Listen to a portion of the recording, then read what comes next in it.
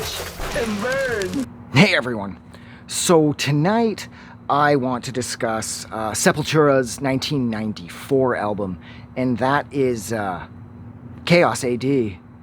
And the reason that I wanted to discuss this record, this was the second album I heard from Sepultura. The first record was Arise, and I thought Arise was rad, but I didn't expect Sepultura to ever do anything other than sound like the music they were making on Arise.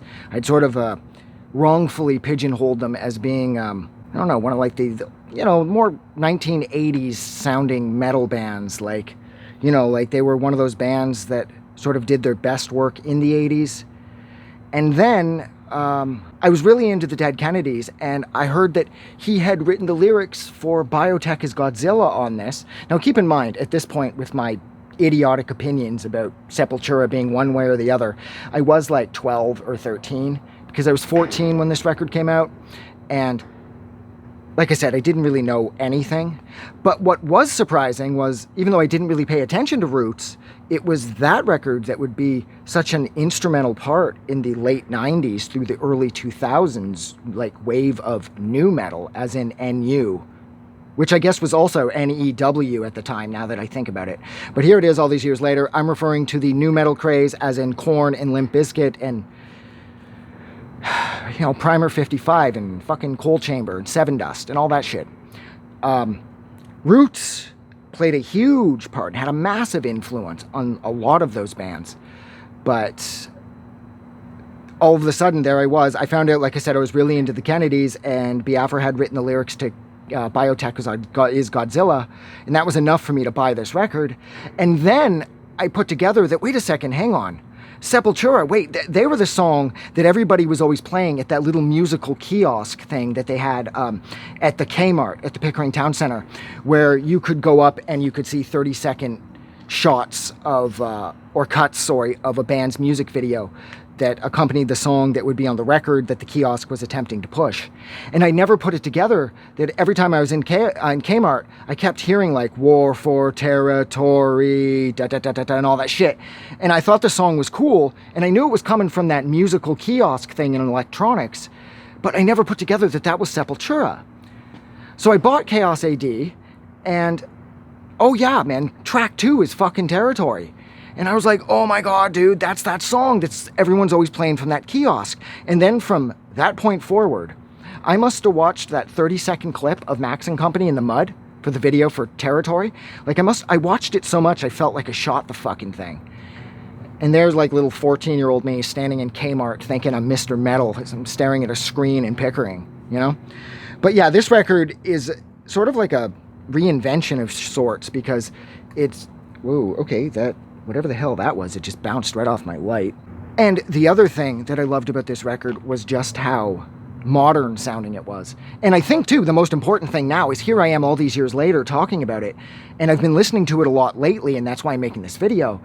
It hasn't aged at all. The music on it sounds just as current now as it did then. Like Territory and Nomad and their cover of New Model Army's The Hunt. And what else is on here that I absolutely love?